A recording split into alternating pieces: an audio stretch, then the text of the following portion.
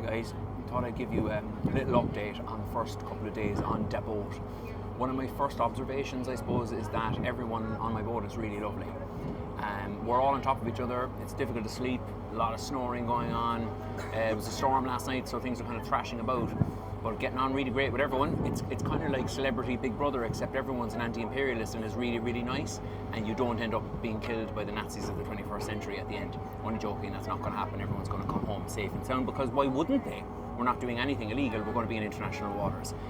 Now, the other thing I'd like to say is talking to some of the beautiful, brilliant people on my boat. Many of them are of colour, and they have been describing the subtle and the more overt types of racism that they deal with every day. And I'd like to think of myself as an anti-racist, but because I suppose I've never experienced any of that stuff, I don't naturally think about it. I don't think about what other people are going through, and I don't think about people of colour's perspective on Palestine being quite different to mine. It's much more personal for them. So, whilst for me it might have been something that would have been born out of an interest in geopolitics and solidarity for perhaps, the resistance movements of Ireland and the resistance movements of Palestine, for them it's probably all that and so much more, because they truly identify with that kind of racial bias that underpins all toxic ideologies like Zionism. My second observation, which I suppose is more of a validation of what I would have already thought in many ways, is that when you spend time on one of these boats with the people, more importantly, that you're sharing the experience with, you see just how unbelievably cynical and way off the mark the kind of propaganda that you hear against people who do these types of missions. So the first one we hear is that we're Hamas and we're coming with guns. Now, I've personally never held a gun in my life, do you know what I mean? And I think I could say the people on this boat, to a man and to a woman, are dedicated anti-war. They're actually the opposite of kind of gun-loving folk. They're all anti-war, human rights activists going back years. And this connects to the second bit of slander you hear about people on this boat, and boats like it, is that we're just in it for the clicks. Now, I'm the only one on my phone, really. Most of the other people are not really particularly interested in social media at all. I mean, I'm not that interested in it. I just kind of use it as a tool.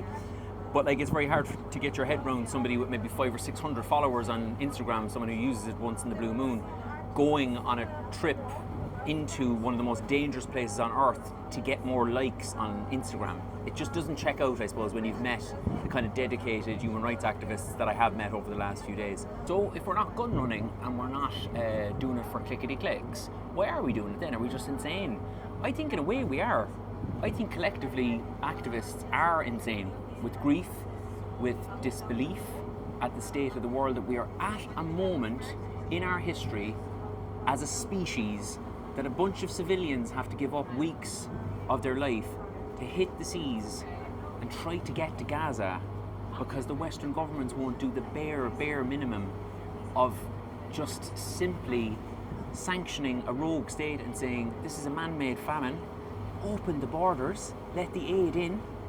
Do you know? We're not transporting guns, we're transporting baby formula. Try and get baby formula in to Gaza, because the doctors, Western doctors particularly, are not able to smuggle in baby formula. Have you ever encountered anything more despicable than that?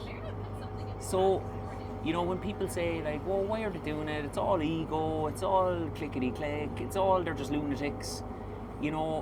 Actually, we're just ordinary people sick to death of the Israeli bullshit and just so heartbroken and deeply, deeply angry at our own government's inability to take any meaningful action.